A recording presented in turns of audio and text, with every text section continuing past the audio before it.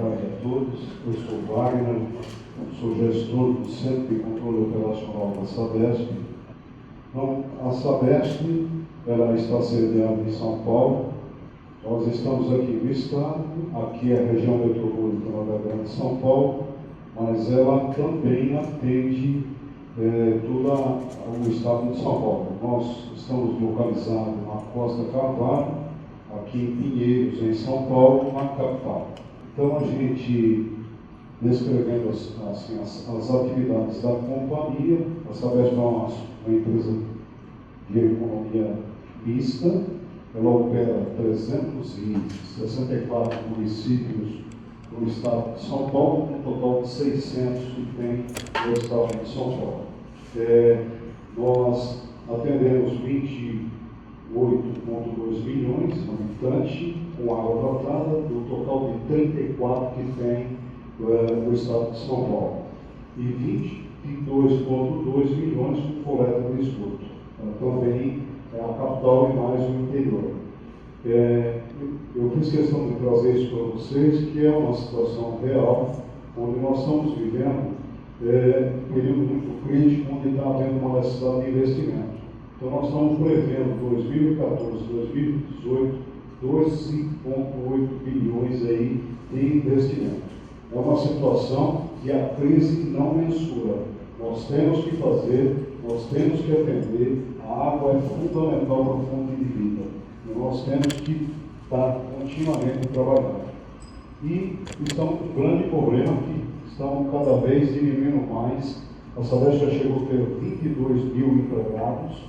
Hoje nós estamos com uma massa de trabalhadores muito reduzida, um déficit muito grande, necessitando de contratação, mas infelizmente é uma situação do governo, a gente tem que respeitar e deve ter concurso provavelmente nos próximos anos aí, até porque a massa trabalhadora da Sabesp ela diminuiu muito e os grandes profissionais que hoje praticamente estão atuando já estão quase no fim de carreira profissional. Então isso é um grande problema que nós vamos enfrentar nos próximos anos. Bom, aqui uma matriz, um resumo de investimento no setor de saneamento exatamente para poder suprir a crise. Nós estamos aqui na capital, então os investimentos agora, principais empreendimentos nos próximos anos vai custar 5 bilhões. Para ter uma ideia desse valor, é um rodoanel que foi construído. Esse rodoanel que nós temos hoje gastou-se 5 bilhões. Então a Sabesp vai ter que fazer esses investimentos partilhados e dentre eles está aqui, uma produção de 10,4, até foi comentado pelo professor Ivanildo Espanhol. Nós vamos ter que fazer a estação de reuso para reforço do sistema do baixo rotier.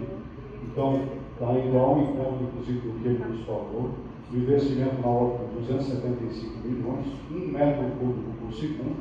Hoje, a rede da baixo rotier, eu faço uma integração entre sistemas. Aliás, é um dos piores sistemas que nós temos em São Paulo para tratar. Nós integramos a água do sistema Cantareira mais a água do Rio Cotia para poder tratar, para dar uma condição de potabilidade. Então, aqui, provavelmente, nós vamos ter que fazer também um investimento para melhorar a qualidade dessa água. Aqui é a interligação da bacia do Paraíba do Sul, 830 milhões. Enfim, são esses os investimentos que a Sabesp vai fazer. E o mais recente é essa interligação do Rio Pequeno com o braço da Pires. Nós vamos fazer a transferência de 4 metros cúbicos por segundo para levar água para o sistema do Itaiaçupeba, que é a Etalpa Tietê. Bom, quais são as principais atividades da Sabesp? Nós trabalhamos então com água tratada, aqui é uma estação de tratamento, é Itaguaraú, e como é feito toda a sua distribuição. Muito resumidamente, mais para frente vocês vão ver. Nós trabalhamos aqui na região metropolitana com tratamento. Essa é uma estação que nós temos no ABCD, que é um projeto que inclusive o professor Ivanildo nos trabalhou junto, que é o projeto do Afapolo, onde nós estamos levando uma planta, inclusive que eu trabalhei, 1.100 litros por segundo, o projeto da 4 hoje Braskem, a antiga Petrobras, que nós temos uma disponibilidade ainda, nós estamos atendendo com 650 litros por segundo, e há uma possibilidade de atenderem uma planta para 1.100, hoje gerenciada pela Foz Odebrecht. No sistema de esgoto nós temos 5 estações de tratamento de grande porte. Nós trabalhamos com 18 metros cúbicos por segundo, a qual o professor explicou. Temos 30 estações de grande porte de bombeamento, aproximadamente 500 quilômetros de dutos, de emissário, coletores e rede coletor, e trabalhamos com um diâmetro de 450 e 500 milímetros até 4,5 metros de diâmetro. Bom, agora vou entrar de fato na região metropolitana de São Paulo, a parte do abastecimento. Como é que nós operamos a cidade? Essa é uma foto de satélite, essa mancha que nós vemos aqui, então está toda a cidade de São Paulo e os principais mananciais. Nós trabalhamos hoje aqui na capital, ou seja, a capital mais a região metropolitana, que são os municípios que estão agregados a São Paulo.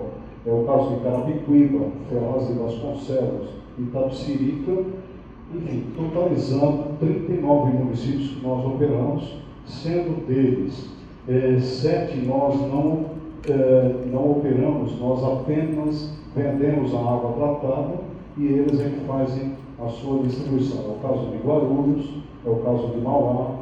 Agora, recentemente, nós assumimos Diadema, que era pela Sanep, e dentre outros sistemas que não são operados pela Sabesp, porém compram a água da Sabesp. Como nós temos essa distribuição? O professor até no Dispanal colocou, nós temos 8 sistemas produtores, sendo Cantareira, que foi um dos principais sistemas produtor de água, ele fica aqui, na divisa praticamente de Minas Gerais com São Paulo. Nós temos o 2, que é o Alto Tietê, 3, o Rio Claro, o 8, que é o caso do Rio Grande, o 8 é um sistema, inclusive, que utiliza um aqueduto de concreto. Enfim, nós temos 8 sistemas produtores e vai entrar um novo sistema aqui, que é o sistema São Lourenço. E ele vai praticamente vir por toda a região aqui do sudeste de São Paulo, vai entrar em Cotia, entrar em Vargem Grande e vai findar em Osasco, com 6 metros cúbicos por segundo. Bom, como é que está os mananciais? Aqui dá para ter uma ideia das suas construções, o ano que foi construído e a distância entre o centro de São Paulo. Sistema Cantareira, concebido em 1973, o professor Goldenberg falou em 1977, ele iniciou em 1973 e a sua operação se deu em 100% aproximadamente em 1977. Então, se vocês levantarem, a década de 1970, 90 foi onde nós fizemos a maior parte dos mananciais. E aqui dá para se ter uma ideia da ocupação. 1929, o sistema Guarapiranga, que é o caso que a gente tem um problema sério de tratamento aqui. Onde a gente está usando permanganato de potássio, nós estamos com uma qualidade de água muito ruim, por conta, inclusive, de transferências do braço do Taquacetuba Pírigues para poder contemplar o volume necessário, inclusive, para suprir o sistema Cantareira. E aqui, o sistema Rio Grande, que a gente opera hoje o braço do Rio Grande e provavelmente, não agora, mas deveremos operar também 4 metros cúbicos por segundo em breve aí do sistema Pírigues. Nós temos o sistema Alto Cotia e o Alto Tietê. Eles estão distribuídos na região metropolitana de São Paulo e agora nós vamos falar um pouquinho da crise, como que aconteceu toda essa crise.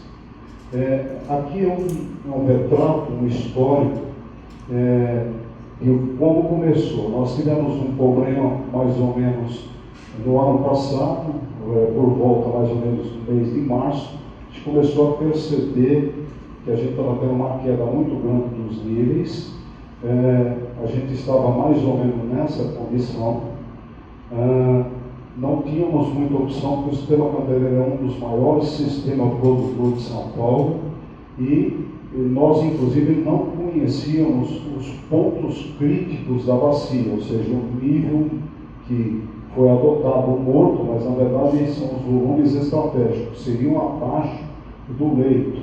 Então nós estávamos nessa situação. A Sabesp precisou fazer obras emergenciais, que todo mundo viu na televisão, que é o volume morto. Esse aqui é o volume morto limpo, tá certo? Que nós ainda estamos trabalhando nele hoje. Significa que a gente ainda não atingiu a cota zero. Então ainda tem que subir todo esse nível para a gente poder chegar nessa condição aqui. Na frente vocês vão ver o quanto já melhorou. Bom, aí nós fizemos essa obra para poder transpor. Olha o volume de água que estava descendo mais ou menos em setembro do ano passado no sistema Cantareira. Praticamente esse é o túnel 7, é o emboque que desce para o sistema Guaraú, e esse sistema já estava praticamente quase com 50% reduzido. Nós trabalhávamos com 34 metros cúbicos por segundo, aqui basicamente com 12, 13 metros cúbicos por segundo. E precisou-se fazer toda uma obra para poder transpor. Como é que nós fizemos? Olha o rio, olha a represa, o nível atual, onde elas estávamos. Praticamente se tudo virou somente um canal. E aí nós tivemos que fazer a transposição com bombas flutuantes. Precisamos comprar uma emergência para transpor, criamos um canal para poder chegar no emboque do túnel. E a partir daqui, nós usamos algumas tecnologias até um pouco primárias. Nós usamos uma bomba flutuante, um tubo de polietileno, com bombas usando um gerador de energia. Nós, inclusive, precisamos ter óleo diesel constante. Hoje a Sabesp está gastando aproximadamente 32 mil litros de óleo diesel por dia para o atendimento do sistema Cantareira. Então é complicado, é gasto e não tem outra solução. Se nós não continuarmos fazendo isso, praticamente o sistema Cantareira ia morrer. Bom, aí o que nós fizemos? A situação foi se agravando, as chuvas não vieram, a crise se instalando, nós tivemos que trabalhar continuamente dentro do sistema adutor metropolitano, as balsas praticamente escavando o leito, praticamente já do fim do rio. Esse é o rio Jacareí, que interliga com o Juqueri. E aí nós vamos então retirar a água do segundo volume, que a gente chama de volume morto 2.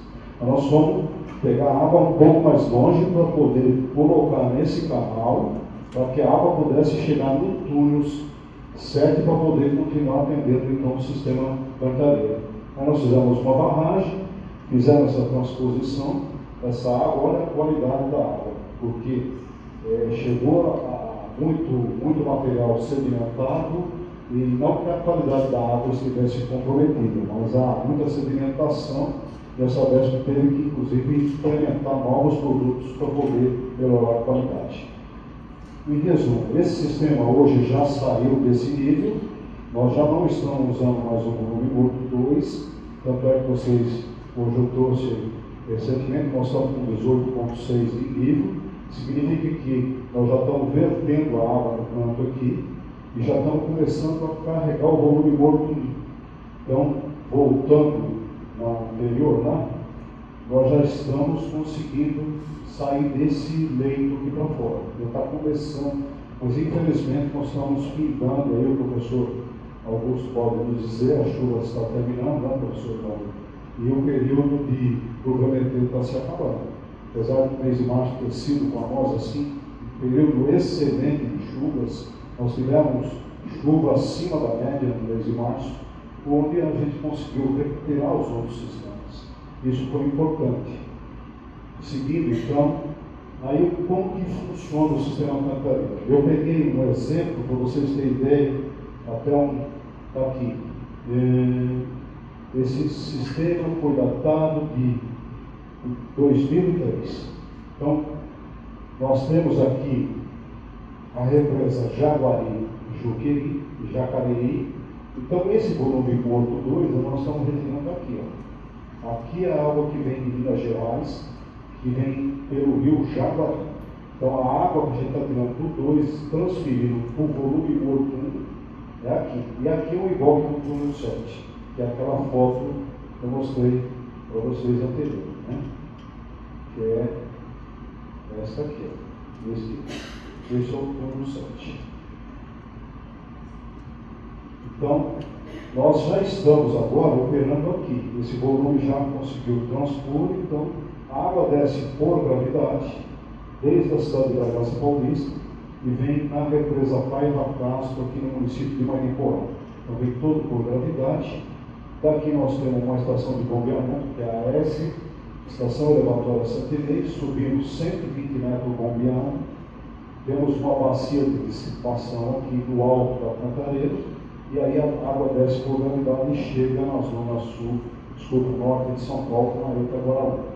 Esse sistema, vocês estão vendo que estão trabalhando com 27 metros cúbicos. Hoje o sistema Cantareira está trabalhando, basicamente, durante a madrugada eu trabalho com 7, e durante o dia eu trabalho com 13. Foi o maior sistema que colapsou. Então, por que nós estamos trabalhando com 7 e com 13? Nós fizemos gestão altura de pressão. Aí depois mais para frente eu explico. Então o sistema Cantareira deixou de ser o maior sistema produtor de água de São Paulo. Nós trabalhamos na Sabesp, nem contamos mais com Cantareira. Não que nós não contamos, nós temos que fazer um trabalho de recuperação do Cantareira.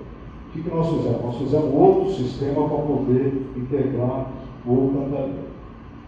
Bom, aí nós temos o sistema Alto-Cotia, nós temos esse sistema aqui que nós estamos praticamente sendo quase que o primeiro sistema produtor. Ele vai receber muita água. Esse sistema estava programado para 13 metros e ele deve chegar até o final do ano agora com 20 metros cúbicos por segundo. Ele vai receber água da Bíblis, ele está recebendo água do Rio Guaratuba, nós estamos trabalhando muito no Ponte Nova, nós estamos melhorando toda essa vazão aqui para poder suprir exatamente o Cantareira. Ele vai entrar no sistema Cantareira. Vocês vão ver mais para frente como que a gente vai fazer. Esse sistema é um sistema inaturo ainda, está na Serra do Mar, é um sistema produtor do Rio Claro. Desde a sua instalação até o dia de hoje, ele produz 4 metros cúbicos por segundo. Nunca teve problema. É um sistema totalmente protegido, então ele não tem grandes problemas. Como é que está a distribuição da água na cidade de São Paulo? Então nós temos os principais sistemas aqui. Aqui é o sistema Cantareira, ele abrange uma parte de São Paulo e o extremo norte, algumas regiões Cajamar e aqui São Paulo do Parnaíba, e eles integraram com outros sistemas produtores. Esse é o Alto Tietê, o verde é o Guarapiranga, o amarelo é o Rio Claro e o azul é o sistema Rio Grande. Então, esse sistema, ele vai integrar nesse sistema. E esse também. Nossa meta é entrar com muita água do Guarapiranga no Cantareira e muita água do sistema Alto Tietê no Cantareira. Com isso a gente vai reduzir e deixar ele provavelmente com 12 metros cúbicos por segundo, onde a gente vai conseguir suprir essa demanda e essa necessidade. Essa é a situação que estava em 2014. Então, basicamente, você tem a disponibilidade hídrica dos 8 sistemas produtores, as suas respectivas capacidades, a média de produção, ainda antes da crise, o Cantareira estava produzindo 31 e total 64. Evidente que no pico, como o professor colocou, a gente consegue dias de grande temperatura até 74 metros cúbicos por segundo. É uma realidade. Isso depende muito da demanda de consumo pela temperatura. São Paulo tem muito evento, então tem toda uma matriz de abastecimento. Né? E aqui a população, tá certo? 21 milhões de habitantes. Bom, aqui está o sistema adutor metropolitano de São Paulo. Como é que é feita toda a distribuição de São Paulo?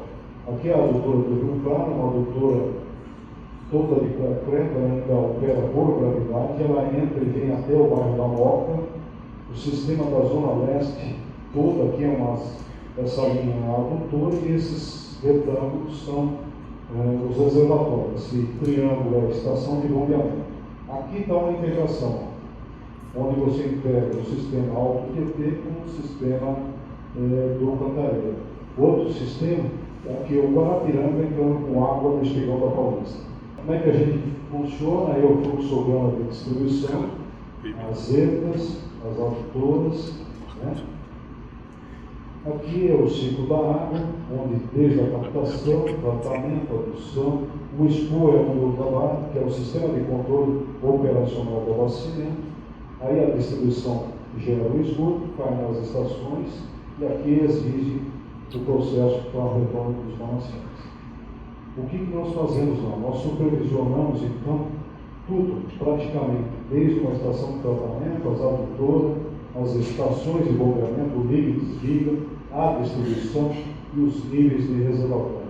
Então, o Centro de Controle Operacional monitora todo esse abastecimento da cidade de São Paulo.